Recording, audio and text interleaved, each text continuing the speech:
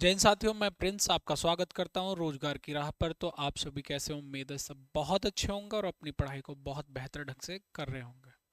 तो साथियों, आज हमारी क्लास जो होने वाली है, मैंने आपको पीछे ही बता दिया था कि आज हमारी क्लास होने वाली है संविधान संशोधन की प्रक्रिया। इसमें हम इसको पढ़ेंगे, क्यों ज़रूरत पड़ी, क्यों थी, क्योंकि हमारे जो विद्वान लोग थे जिन्होंने हमारा संविधान बनाया था, उनको ऐसा क्यों लगा कि इस आर्टिकल को रखना चाहिए, या इस मैं आप इस बारे में आज चर्चा करेंगे और आपको मैं बताऊंगा क्या ज़रूरत रही और कैसी आवश्यकताएं पड़ी। हमारी जो पिछली क्लासेस थी वो थी हमारी, जैसे फाइनेंशियल इमरजेंसी या फिर प्रेसिडेंट रूल या फिर आपातकाल, इसमें सारी हमारी क्लासेस हुई थी। और मैंने आपको तभी ये बता दिया कि हमारी जो नेक्स्ट क्लास होगी वो होगी संविधान संशोधन की प्रक्रिया। तो अगर हम आर्टिकल की बात करें, मोस्ट इंपॉर्टेंट आर्टिकल है 368 आर्टिकल। अगर संविधान संशोधन की बात करें कि संविधान संशोधन की प्रक्रिया किसमें है, तो आर्टिकल 368 के तहत किया जाता है। क्यों किया जाता है इस बारे में हम देखते हैं, चलते हैं, आइए इसके बारे में आज हम चर्चा करेंगे। सबसे पहले मैं आपको बता देता हूं संविधान संशोधन की प्रक्रिया। संविधान संशोधन की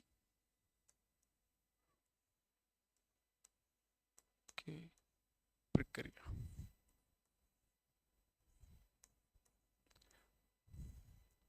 और अगर बात करें हम आर्टिकल्स की, कि भाई आर्टिकल्स 368 के तहत संविधान संशोधन की प्रक्रिया, जैसे हम बात करते आ रहे थे कि फंडामेंटल राइट्स होते हैं, हमारे नीति निर्देशक तत्व होते हैं, इनमें कैसे कैसे संशोधन होता है।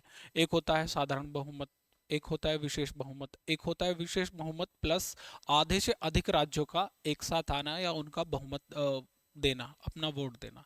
तो सबसे पहले इंपॉर्टेंट यही है, इसे आप लोग इंपॉर्टेंट मार्क करेंगे, क्योंकि कई बार आया हुआ क्वेश्चंस भी हैं कई, चाहे SSC GD हो कोई भी हो, तो पूछा जाता है आर्टिकल कि आर्टिकल 368 में क्या प्रक्रिया है। तो आपको पता होना चाहिए क्या है संविधान संशोधन की प्रक्रिया आर्टिकल 368 के तहत।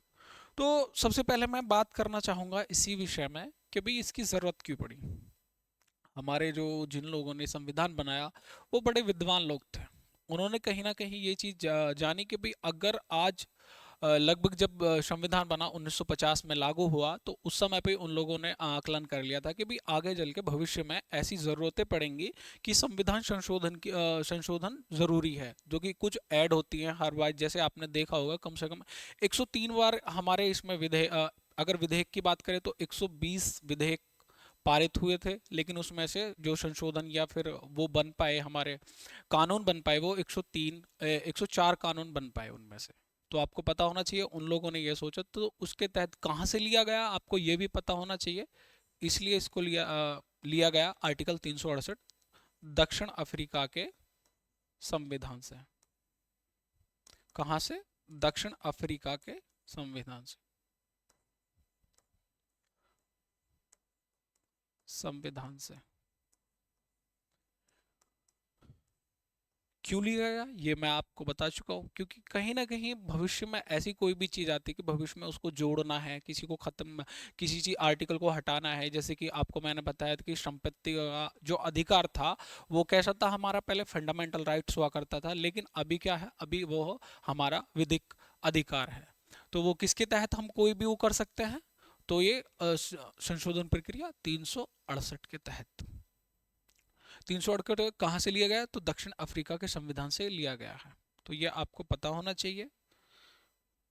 और अब हम बात करते हैं सबसे पहले कि इसके प्रकार, संविधान संशोधन के प्रकार की बात करिए, प्रक्रिया कैसे रखते हैं। जैसे हम बात करते हैं इसकी संविधान संशोधन, जैसे हम कोई बिल पेश करते हैं, कि मान लीजिए कोई, सबसे पहले किसी भी सदन में हम रख सकते हैं, चाहे राज्यसभा हो चाहे हमारी लोकसभा हो। तो किसी भी संविधान संशोधन प्रक्रिया, संविधान संशोधन प्रक्रिया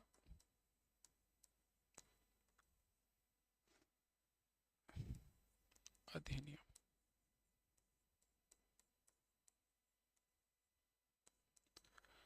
किसी भी सदन में, किसी भी सदन में प्रस्तुत कर सकते हैं।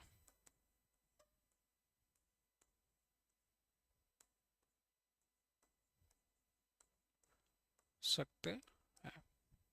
इसमें ऐसा नहीं है जैसे मनी बिल पर का होता है, मनी बिल का सिर्फ कहाँ पे करा जाता है, तो वो करा जाता है लोकसभा में। तो ऐसा नहीं कि लोकसभा में हो गया, इसे हम राज्यसभा में कर सकते हैं या फिर लोकसभा में भी कर सकते हैं। इसके लिए जैसे किसी भी चीज़ के लिए सबसे पहले कोई बिल पारित किया जाता है तो सबसे पहले राष्ट्रपति की अनुमति की ज़रूरत होती है। इसमें ऐसा नहीं है, राष्ट्रपति की कोई अनुमति की ज़रूरत नहीं होती। तो इसे हम ऐसे ही कोई भी सदन का जो सदस्य होता है, मंत्रिपरिषद जो होती है, उसमें से कोई भी इसको किसी बिल को रख सकता है किसी भी सदन में। इसके बाद में हम बात करें व्यवस्था के तहत, अगर हम बात करें, जैसे मैंने आपको आर्टिकल बता दिया है, आर्टिकल 368 के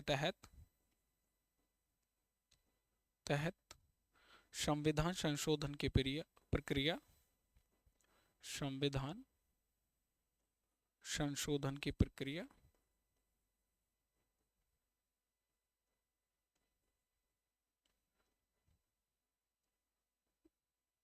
प्रक्रिया किसके तहत की गई है?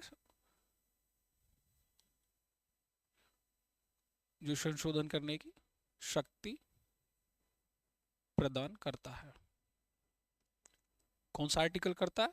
तो ये आर्टिकल 368 करता है। मोस्ट इंपॉर्टेंट यही चीज है इसके सबसे ज्यादा, और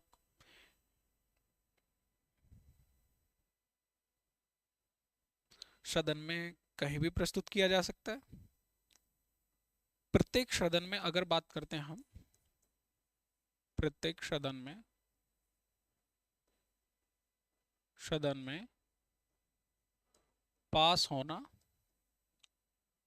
अनिवार्य है, अनिवार्य है।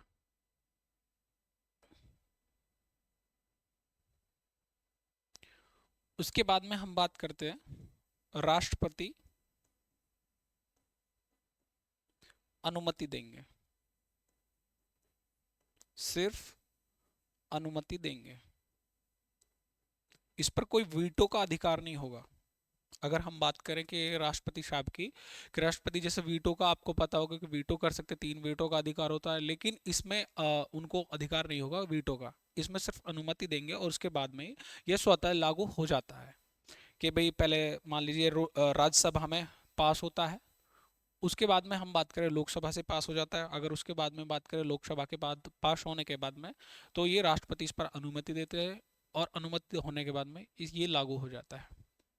इसके बाद में हम बात करते हैं, जैसे आप लोग नोट भी करते हैं ना साथ साथ, हमेशा कुछ चीज़ें ऐसी होती है कभी कभी याद करने के लिए, कभी हमारे याद रहने के लिए कुछ चीज़ें हमें ऐसी लगती है कि हमारे तो ये याद हो जाएगा, ऐसे ही कोई लिखने की कोई आवश्यकता है नहीं। लेकिन बट ऐसा होता है कि आप 10 दिन में 15 दिन में उस चीज़ को भूल जाते हैं। रिवीजन के लिए हमेशा नोट करते चलें अपने चीज़ों को। रिवीजन में बहुत ज़्यादा आसानी होती है कि भाई जो हमारे हैंड रिटन नोट्स जो होते हैं, उनको अपने हाथ से लिखने के बहुत जल्दी याद होते हैं। मैंने कई बार ये, हमेशा मैं अपने हाथ से लिखता हूँ जो भी चीज़ें लिखता हूँ। तो इसके बाद में हम बात कर लेते हैं संशोधनों के प्रकार। किसके जी? संशोधनों के प्रकार के, क्या प्रकार के संशोधन होते हैं?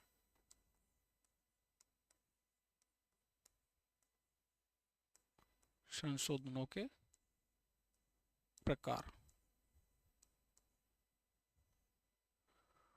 आपके मन में यही आएगा सबसे पहले कि भैया संशोधन के प्रकार क्या होते हैं। मैंने आपको कई बार ये बताया होगा, कभी कभी आपने मेरे मुंह से भी ये सुना होगा कि एक होता है साधारण बहुमत, एक होता है विशेष बहुमत, और एक होता है विशेष बहुमत के साथ साथ कि आधे से अधिक राज्यों का एक साथ होना, तब जाके कोई बिल पास होता। अगर हम बात कर लेते हैं, मैं आपको बता देता हूँ कि कितने प्रकार के होते हैं संशोधन। तो वो होते 3 प्रकार के। कितने प्रकार के होते हैं?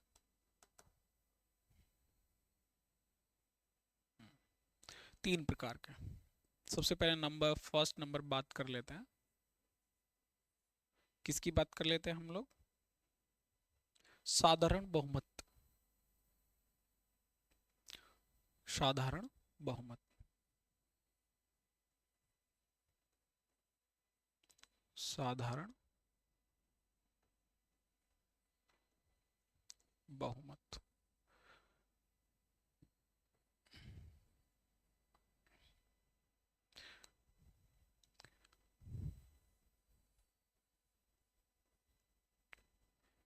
साधारण बहुमत के द्वारा संशोधन।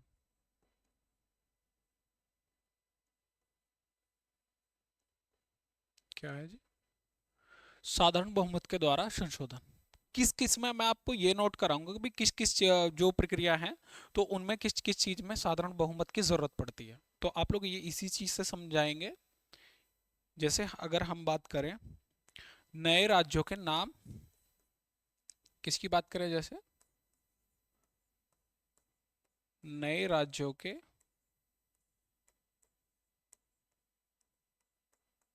नाम व क्षेत्रों में परिवर्तन, क्षेत्रों में परिवर्तन,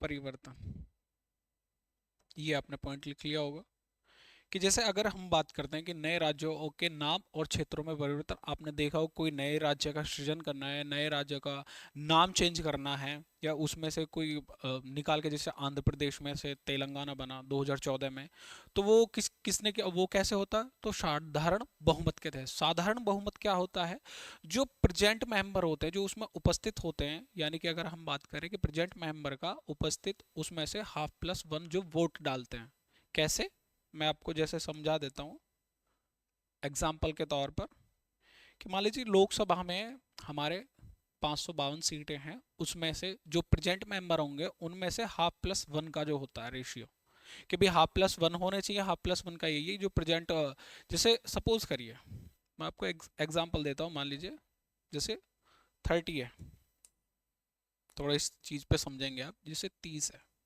और इसमें से 30 में से 20 सदस्य हैं, 20 सदस्य वो मत देने को तैयार है और इसमें से 10 तैयार नहीं है, तो 20 मत दे रहे हैं, 20 में से भी मत दे रहे हैं। मत देने का ये मतलब है कि उसमें से भी हाफ प्लस वन, यानी कि जिसके फेवर में 11 वोट डलेंगे वो उसका मतदान पूरा माना जाएगा, कि कौन जीत जाता है, जिसके मत में 11 वोट डलेंगे, और जो 9 रह जाएंगे तो वो स्वतः ही हार जाते हैं। तो आपको पता होना चाहिए कि साधारण बहुमत में, ये एग्जाम्पल के तौर पे बताया मैंने कि साधारण बहुमत में क्या होता है, तो half plus one present member का, ये आप लोग समझ गए होंगे। तो ऐसे किस में होता है ये चीज, तो ये होता है साधारण बहुमत में। इसके बाद में हम बात करें जैसे राष्ट्रपति, राष्ट्रपति, राज्यपाल, राज्य के राज्यपाल, और बात करें लोकसभा अध्यक्ष या लोकसभा स्पीकर, लोकसभा अध्यक्ष, लोकसभा अध्यक्ष और सर्वोच्च न्यायालय के, ये कर देते हैं हम, वे सुप्रीम कोर्ट, हाई कोर्ट के न्यायाधीश या मुख्य न्यायाधीश सदस्य, दोनों के। और इसके बाद में हम बात कर लेते हैं कि जो मुख्य न्यायाधीश भी होंगे और न्यायाधीश में इनके विशेषाधिकार,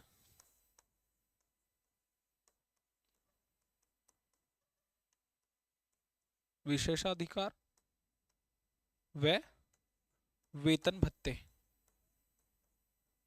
वेतन भत्ते। अगर इनकी बात करें राष्ट्रपति, राज्यपाल, लोकसभा के अध्यक्ष, हाई कोर्ट और सुप्रीम कोर्ट के न्यायाधीश, इनके जो विशेषाधिकार होते हैं और वेतन भत्ते होते हैं, ये किसके द्वारा करे जाएंगे, इनमें संशोधन किसके द्वारा होगा, तो वो साधारण बहुमत के द्वारा होगा। साधारण बहुमत आपको मैंने समझा दिया है, तो ये होगा। और इसमें हम बात कर लेते हैं किसके, संसद की गणपूर्ति क्या होगी जी। अगर हम बात करें जैसे संसद की गणपूर्ति, संसद की नियम एवं प्रक्रिया, जो संसद में जैसे नियम जो होंगे वो कैसे चलेंगे, इसकी प्रक्रिया होगी, वो भी किसके माध्यम से होगी, वो होगी साधारण बहुमत के तहत। किसकी बात कर रहे थे हम? संसद की गणपूर्ति, संसद की गणपूर्ति या फिर कोरम, हम किसकी बात कर रहे थे? और संसद के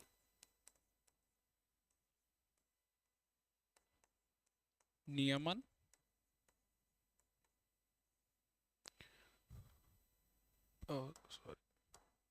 नियम व प्रक्रिया, ये भी किससे होंगे? साधारण बहुमत। नागरिकता की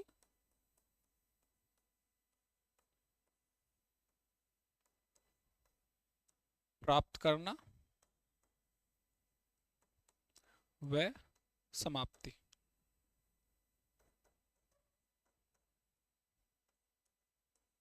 समाप्ति ये भी किससे होगी? तो साधारण बहुमत से। इसके बाद में केंद्र शासित प्रदेश, एक ये आता है पॉइंट, केंद्र शासित, केंद्र शासित प्रदेश। इसके बाद में हम बात कर लेते हैं जनजातियों के क्षेत्र के, जनजातीय क्षेत्रों में प्रशासन, किसकी बात कर रहे हैं हम?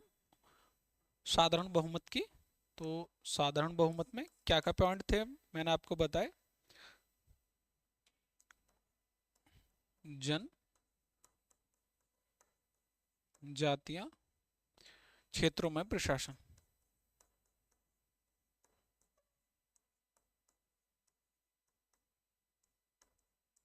क्षेत्रों में प्रशासन।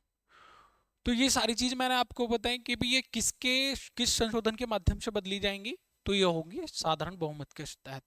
वेतन भत्ते हुए उच्च न्यायालय और या उच्चतम न्यायालय के न्यायाधीशों की, और संसद की गणपूर्ति, संसद की नियम व प्रक्रिया, नागरिकता की नागरिकता की जो हमारे देश की नागरिकता उसको प्राप्त करना व समाप्त करना, केंद्र शासित प्रदेशों से जो भी मामला होगा, जनजातीय क्षेत्रों में प्रशासन किसके तहत होगा? तो साधारण बहुमत के तहत। तो ये आपने सारे नोट कर लिया होंगे। इसके बाद में हम बात करते हैं संसद के विशेष बहुमत। किसकी बात करते हैं हम? संसद के विशेष बहुमत के। तो विशेष बहुमत में भी मैंने आपको बताया, क्या बताया था कि विशेष बहुमत में क्या होता है कि संसद के दोनों सदन जो होते हैं उसमें से लगभग 50% की बहुमत के साथ होने चाहिए, कि फिर 50% मेंबर जो है उस बिल के साथ होने चाहिए, और बिल के साथ में फिर प्रेजेंट मेंबर का भी 2/3 उनके वोट देने वोट उपलब्ध होने चाहिए। क्या होने चाहिए? हम्म, तो अब हम बात कर लेते हैं विशेष बहुमत की। विशेष बहुमत, विशेष बहुमत में क्या क्या क्या आएंगे? जैसे हमारे मूल अधिकार,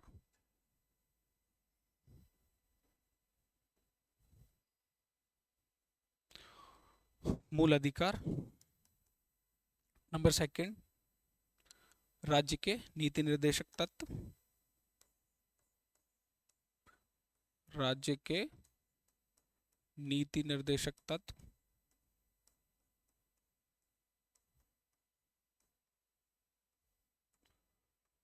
या फिर डायरेक्टिव प्रिंसिपल स्टेट पॉलिसी।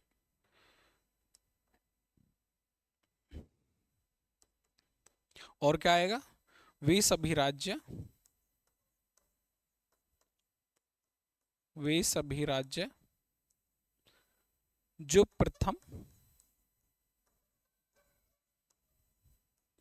प्रथम एवं द्वितीय एवं द्वितीय से संबंध है, ये किस में आएंगे? ये आएंगे विशेष बहुमत में। तो विशेष बहुमत में मैंने आपको बताया कि जैसे मान लीजिए हमारे लगभग अगर दोनों सदनों की हम बात करें तो कितने मेंबर हो जाते हैं? लगभग 790। 790 ये आंकड़ा बनता है, और 790 का इसमें से 50%, कितने? 50% होने चाहिए कि हाँ इस बिल के साथ में है। और उसके बाद भी जो प्रेजेंट मेंबर का या उपस्थित उपस्थित सदस्यों का 2/3 वोट चाहिए होता है। कितने टोटल? लोकसभा और राज्यसभा का कितना 50% साथ में होने चाहिए, और उपस्थित सदस्यों का 2/3 मेंबर साथ में होने चाहिए। तो इसे क्या बोलते हैं? हम इसे बोलते हैं विशेष बहुमत। ये आपको पता होना चाहिए कि इसमें मूल अधिकार होने चाहिए राज्य के नीति निर्देशक वे सभी राज्य जो प्रथम एवं द्वितीय से संबंध है, ये आपको पता होना चाहिए। इसके बाद में आपने ये नोट कर लिए होंगे सारी चीजें। इसके बाद में हम बात करते हैं विशेष बहुमत प्लस में आधे से अधिक राज्यों का साथ में होना। वे कौन कौन से बिल होंगे या फिर कौन कौन सी चीजें उनके तहत बदली जाएंगी, तो ये भी आपको पता होना चाहिए। जैसे किसकी बात कर रहे थे हम? संसद के विशेष बहुमत के साथ, विशेष बहुमत के साथ, विशेष बहुमत के साथ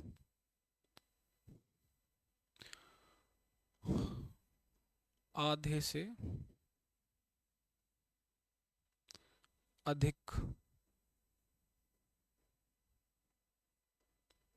राज्यों विधानमंडल, जो आधे से अधिक राज्यों के विधानमंडल से साधारण बहुमत से पारित होना चाहिए। साधारण बहुमत से पारित होना चाहिए। पारित होना चाहिए।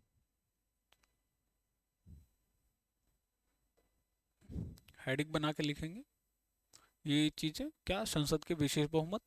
विशेष बहुमत आप लोग समझ गए होंगे। और विधानमंडल कैसे? विधानमंडल यही कि राज्य की जो विधानमंडल होती है जो कानून बनाती है। जैसे हमारे अगर उत्तर प्रदेश की बात करें कि इसमें विधानमंडल में कितने हैं, तो 403 सीटें हैं। तो उसमें सीधा उसमें विधानमंडल में किससे? तो साधारण बहुमत से पारित होना चाहिए। क्या क्या पॉइंट बना के लिख लेते हैं हम।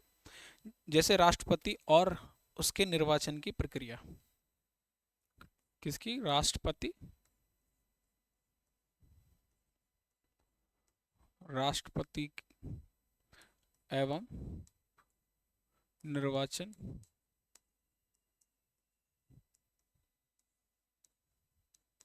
की प्रक्रिया। आपको मैंने बताया होगा जब राष्ट्रपति हम लोग पढ़ रहे थे कि भी राष्ट्रपति में जो सदस्य होते हैं वो लोकसभा, राज्यसभा और विधानमंडल के जो निर्वाचित सदस्य होंगे तो वो उसमें भाग लेते हैं। तो इसमें वही है पॉइंट कि राष्ट्रपति एवं निर्वाचन की जो प्रक्रिया होगी उसमें किसके जो आधे से अधिक राज्यों विधानमंडल को साधारण बहुमत से पारित होना चाहिए। तो ये आपको पता होना चाहिए चीजें।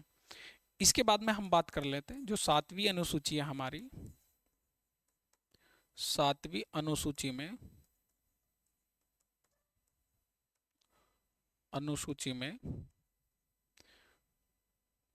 अनुसूची में संबंधित विषय।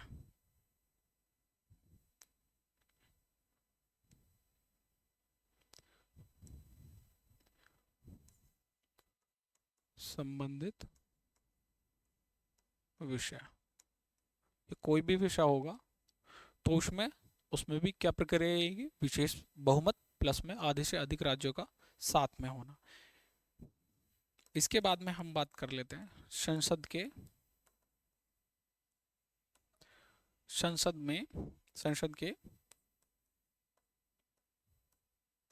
राज्यों का, किसका? राज्यों का प्रतिनिधित्व। किसका? जो संसद में राज्यों का प्रतिनिधित्व होगा तो वो भी किसके तहत बदला जाएगा? तो विशेष बहुमत प्लस आधे से अधिक राज्यों का। इसके बाद में हम बात कर लेते हैं हाई कोर्ट व सुप्रीम कोर्ट, दोनों की जो, उसमें अगर हम बात करें, मैंने आपको साधारण बहुमत में बताया था, वो सदस्यों के विशेषाधिकार और किसकी बात थी, तो वो थी वेतन भत्ते की। लेकिन इसमें किसकी बात है, हाई कोर्ट और सुप्रीम कोर्ट के कोई नियम या कायदा कानून कुछ भी बदलना है तो वो किस में आएगा, वो आएगा विशेष बहुमत प्लस में सारे आधे से अधिक राज्यों के साथ में आना। तो आप लोग ये डिफरेंस समझ गए होंगे कि वहाँ पे क्या चीज़ थी हाई कोर्ट की और सुप्रीम कोर्ट की, और यहाँ पे क्या चीज़ है। इसके बाद में हम बात कर लेते हैं संघ व राज्यों के बीच बीच शक्तियों का या विधायी शक्तियों का बंटवारा या फिर विस्तार। संघ व राज्यों के बीच विधायी शक्तियों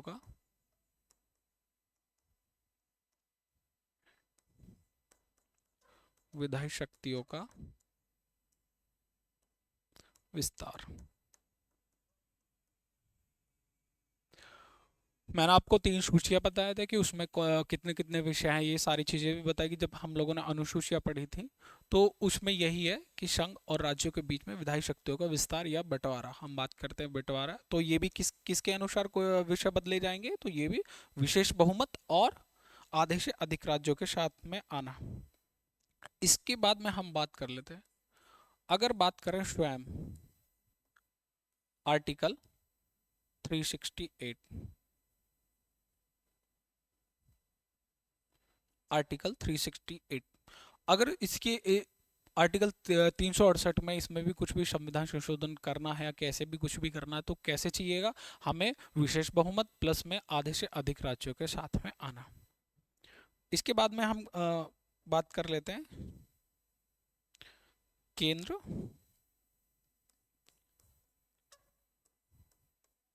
केंद्र व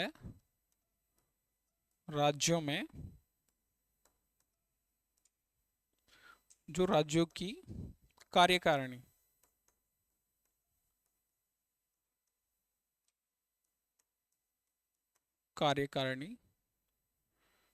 शक्तियों का किसका, शक्तियों का विस्तार, शक्तियों का विस्तार। तो केंद्र और राज्यों के बीच में कार्यकारिणी शक्तियों का विस्तार और संघ राज्यों के बीच में विधायी शक्तियों का विस्तार और स्वयं आर्टिकल 368, तो ये किसके तहत बदले जाएंगे, ये सारे बदले जाएंगे विशेष बहुमत प्लस में आधे से अधिक राज्यों के साथ में आना। तो यही था, ये सारे टॉपिक थे जो भी मैंने आपको बताया, विधेयक कितने प्रकार के होते हैं ये सारी चीज़ें हमने पढ़ी।